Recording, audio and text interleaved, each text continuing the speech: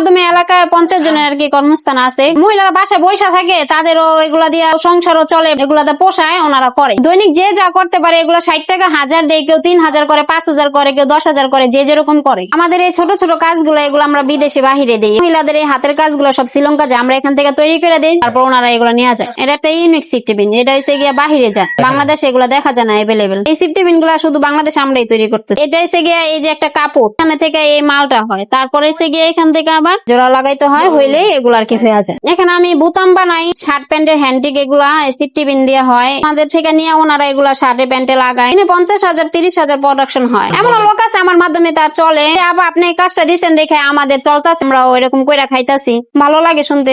এইগুলা তৈরি করতে অনেক কিছুই লাগে, বাহিরে থেকে আমরা কিনি, বানাই। গার্মেন্টস এর লোক আছে সদরঘাট, আমাদের ব্যবসা আছে, এখান থেকে আর কি নিয়ে করে। আমরা এখানে বোতাম বানাই, শার্ট প্যান্টের হ্যান্ডিক বানাই, এগুলোর কোনো হিসাব নেই, অনেক রকমের বানাইছি, অনেক আইটেমই করছি।